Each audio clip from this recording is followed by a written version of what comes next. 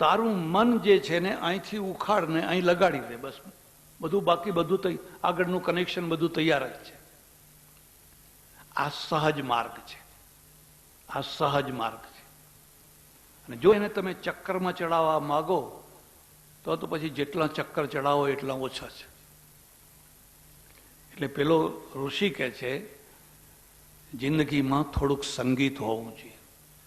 આજકાલ તો તમને ખબર હોય કે ન હોય, એક સંગીત થેરેપી ચાલે છે. ગાયો વધારે દૂધ આપે છે, ખેતરમાં છોડ સારા ફળ આપે છે, બધાના ઉપર સંગીતની અસર થાય છે. તો માણસ ઉપર કેમ ના થાય? માણસ ઉપર પણ થાય. અને એથી વધારે તમને કહું કે આપણા બે મોટા ભગવાન છે, બે મોટા ભગવાન, એ બે સંગીતના સમ્રાટ છે, કૃષ્ણ અને મહાદેવ. કૃષ્ણ તો વાંસળી વગાડે, અને વાંસળી વગાડે એટલે આખી જમનાજીનું પાણી સ્તબ્ધ થઈ જાય, ગાયો ચરતી બંધ પડી જાય. કૃષ્ણ કેટલા મોટા સમ્રાટ છે સંગીત. અને મહાદેવ છે એ સંગીત વિદ્યાના આદિ આચાર્ય છે. નનાદ ઢક્કા નવ પંચબારમ એ ડમરું વગાડે છે. અને એ બે મોટા સંગીતના સમ્રાટ છે. અને આપણને સંગીતની એલર્જી હોય, બિલકુલ સંગીતની એલર્જી હોય, કારણ કે મોટા માણસ થઈ ગયા છે. મોટા માણસ થયા એટલે હવે સંગીત બંગીત સંભળાય નહીં, ગવાય નહીં, કશું જ ના થાય. પેલો ઉપવેદ વાળો કે છે જો તમારે જિંદગીની મજા લેવી હોય, અને મજા લેવી જ જોઈએ, ચડેલા મોઢે ઉતરેલા મોઢે ઉતરેલા ડાચે જિંદગી જીવવાની નથી. તમે હસો, ખેલો, ગાઓ, કૂદો. તો એક સંગીત વિદ્યા છે, સાહિત્ય છે, કલા છે, નૃત્ય છે, એ ગાંધર્વવેદ છે. અને અથર્વવેદ જે ચોથો છે એનો ઉપવેદ છે અર્થવેદ. યાદ રાખ, લખી લેજો, અર્થવેદ. એનો ઋષિ છે ચાણક્ય. અને એને એમ કહ્યું, કેટલી વાસ્તવિકતા છે. પેલા શું કહે છે? પૈસો પાપ છે, પૈસો પાપ છે, પૈસો પાપ છે. પૈસાને અડાય નહીં, પૈસાને પકડાય નહીં. મારા ઘણા ઓળખીતા છે, પૈસો ના પકડે, પૈસાદારને પકડે. પૈસાદારને પકડે, પૈસાને ના પકડે.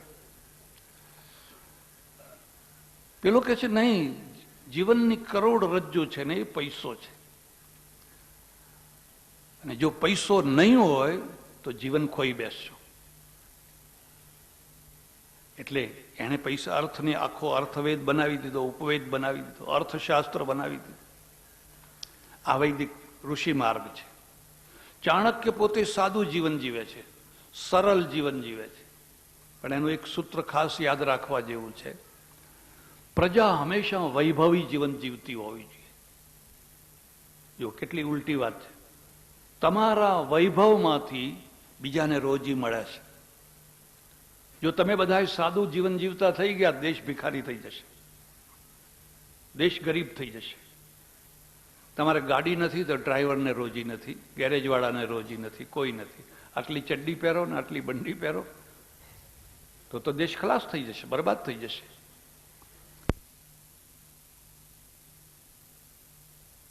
તમારું મેજ, ટેબલ, ખુરશી, ફલાણ, એમાંથી લોકોને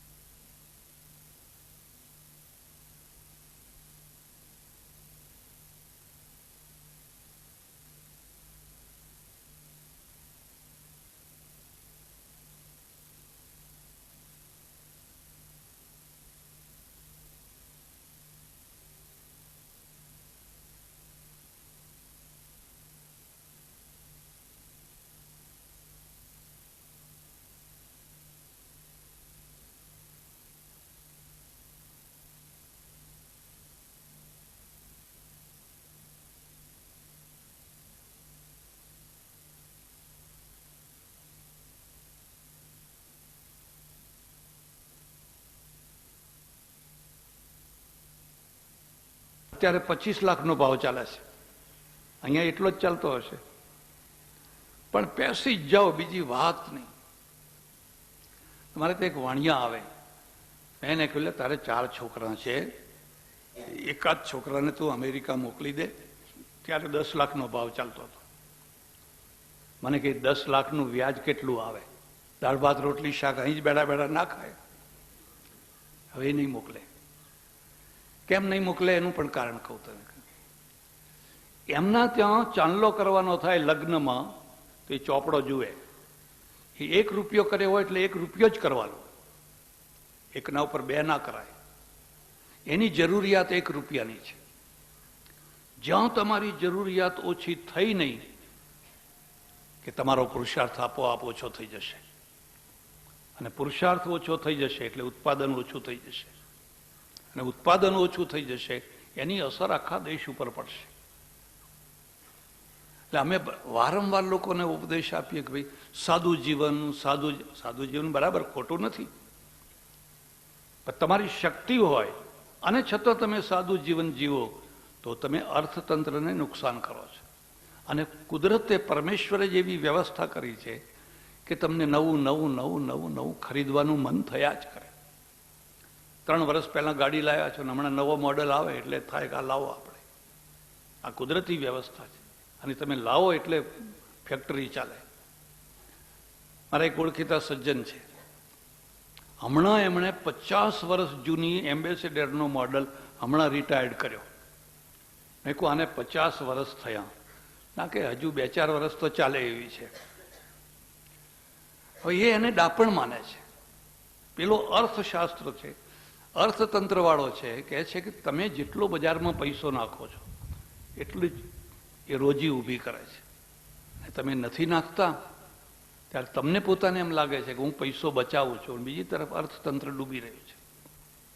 પછી એ ચર્ચા બધી નહીં કરીએ. મારે તો તમને આટલો મુદ્દો કહેવાનો છે કે આ ધર્મના ઉપર ઘણા લોકો એક આક્ષેપ કરે છે કે ધર્મે માત્ર મોક્ષની જ વાતો કરી છે, જીવનને સાથે કંઈ લેવા દેવા જ નહીં. જીવનની કોઈ વાત જ, જીવન દ્રોહ કરવાનો, જીવનથી ભગાડવાનો, જીવનનો દ્રોહ કરવાનો. હા, ઋષિ પરંપરામાં એવું નથી. એ કહે છે તમે ખૂબ ન્યાય નીતિથી ખૂબ પૈસો કમાઓ, અને તમારો બંગલો સારો હોય, તમારા પડદા સારા હોય, તમારા વાહનો સારા હોય, તમે સારી રીતે જીવન, તમે બીજાને રોજી આપતા થશો. તમને સંગીત કળામાં પણ પ્રેમ હોવો જોઈએ, તમારું આરોગ્ય પણ સરસ સુંદર હોવું જોઈએ, અને ધનુર્વિદ્યા, તમારા પાસે શસ્ત્રો હોવા જોઈએ. એક પણ માણસ શસ્ત્ર વિનાનો ના હોવો જોઈએ, એક પણ માણસ કલમ વિનાનો ના હોવો જોઈએ. અમારે બ્રાહ્મણોમાં તો એક ખાસ કહેવત છે, કલમ, કડછી ને બળછી. 3 આવડે એ નાગર બ્રાહ્મણ કહેવાય. કલમે આવડે, કડછી આવડે અને બરછી આવડે, 3 આવડવું જોઈએ. કલમ ના હોય, કડછી ના હોય, બળછી ના હોય તો પછી વેઠ કરો, જે આવે એની વેઠ કરો, પછી વધારે ચર્ચા નહીં કરો. એટલે આ જે ઋષિ માર્ગ છે, ઋષિ માર્ગ જીવનનો સ્વીકાર કરીને ચાલે છે, અને જીવનના 4 જે મહત્વના ક્ષેત્રો છે એ 4 ક્ષેત્રોની વ્યવસ્થા કરે છે. હજુ થોડીક આગળ વાત કહીશ. આ એક વેદ છે, એના ફરી પાછા 4 ભાગ છે. લખવા હોય તો લખી લીધું. તમને કોઈ વાર કામ તો આવે કે ભાઈ અમારું આટલું છે.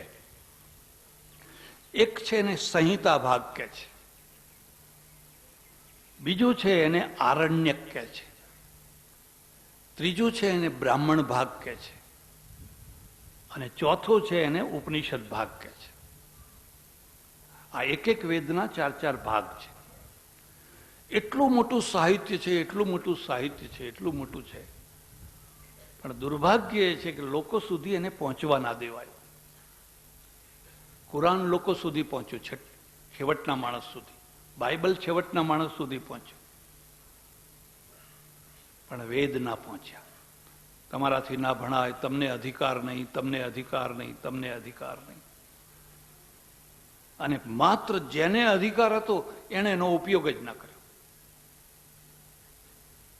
એટલે લગભગ લુપ્ત પ્રાય થઈ ગયા.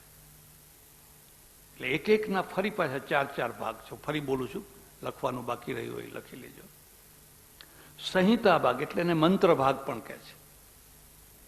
એમાંથી બીજો ભાગ છે એને આરણ્યક કહે છે. એનો ત્રીજો ભાગ છે એને બ્રાહ્મણ ભાગ કહે છે. અને ચોથો, છેલ્લો અને સૌથી વધારે મહત્વનો જે ભાગ છે એને ઉપનિષદ ભાગ કહે છે. આ વેદના 4 ભાગ છે. જે મૂળ જે મંત્ર ભાગ છે, સંહિતા ભાગ છે, એ મૂળ વેદ છે. અને આરણ્યક જે છે એની અંદર અરણ્યની બધી વાતો મોટા ભાગે. બ્રાહ્મણ ભાગમાં યજ્ઞ આગાદી, હોમ હવન વગેરે વગેરે. અને ઉપનિષદ છે એમાં જ્ઞાન ચર્ચા, તત્વ જ્ઞાન. 11 મુખ્ય ઉપનિષદો છે. આમ તો 200 ઉપર છે, પણ 11 મુખ્ય છે. આ ફરી એના 4 ભાગ છે. અને અમારે ત્યાં જ્યારે પણ કોઈ આચાર્ય પોતાનો એક ખાસ સિદ્ધાંત રાખવા માગે છે ત્યારે એની પહેલી શરત છે કે એ સિદ્ધાંત એને ઉપનિષદમાંથી સાબિત કરવો પડે, સિદ્ધ કરવો પડે કે આ ઉપનિષદમાં હું કહું એ જ છે. એટલે ઉપનિષદોનું સૌથી વધારે મહત્વ છે. ઘણી વાર લોકોને કહું તમે રિવર્સ જાઓ, પાછા જાઓ, ઉપનિષદો તરફ પાછા જાઓ. પુરાણોમાં જ ના રચ્યા પચ્યા રહી જાઓ. પુરાણો ઠીક છે કેટલીક કક્ષા સુધી. તમારે જો ઊંડાણ સુધી જવું હોય તો ઉપનિષદોમાં જવાનું. વચ્ચે પ્રસંગ છે એટલે થોડીક વાત તમને કહું છું. તમને ખબર છે આ ઉપનિષદોનો ફોરેનમાં પ્રચાર કરનારો પહેલો માણસ કોણ હતો? આ ઉપનિષદો બહાર પ્રદેશમાં ગયા એને સૌથી પહેલો મોકલનારો માણસ મુસલમાન હતો. અને શાહજહાંનો દીકરો દારા. શાહજહાંને 4 દીકરા, દારા, શિકો અને ઔરંગઝેબ પણ એમાં દારા છે એ સંસ્કૃતનો બહુ મોટો વિદ્વાન હતો, ફારસી અને સંસ્કૃત બંનેનો. શાહજહાં પછી દારાને ગાદીએ બેસાડવાનો હતો. આ દારા લોકપ્રિય હતો અને બહુ સુંદર ઊંચી કક્ષાનો માણસ હતો. અને ઔરંગઝેબ નાનો હતો, પણ ઔરંગઝેબે વિદ્રોહ કરીને દારાને પકડીને આંખો ફોડી નાખી, જેલમાં નાખી દીધો. અને પછી શાહજહાંને જેલમાં નાખી દીધો. અને શાહજહાં તાજમહાલની સામે કિલ્લો છે, એ કિલ્લામાં બેઠો બેઠો તાજમહાલ જોતો જોતો મરી ગયો. ઔરંગઝેબે એને જેલમાં નાખી દીધો. દારા છે ને, એ દારાએ પહેલો અનુવાદ ફારસીમાં કર્યો. અને ફારસીનો ગ્રંથ છે એ ઈરાન ગયો. અને ઈરાનના એમાંથી સુફીઇઝમ નીકળ્યું. અને એ ફારસીનો અનુવાદ છે એનું ફરી પાછું થતા જર્મની ને ઇંગ્લેન્ડ ને એ બધા દેશોમાં એ ગયા. અને ત્યાંના વિદ્વાનોએ કહ્યું ઓહો હો, દુનિયામાં આટલા મહાન ગ્રંથો છે, આ મહાન ગ્રંથ છે. શોપનહોવર કરીને એક બહુ મોટો વિદ્વાન છે, તો ઉપનિષદોને માથા ઉપર મૂકીને નાચેલો. અને એને લખ્યું છે કે આખી જિંદગી મેં ઉલ્લુઓના વચ્ચે કાઢી નાખી. ઉલ્લુ એટલે ઘુવડ, ઘુવડોના વચ્ચે મેં કાઢી નાખી. આ પ્રકાશ મને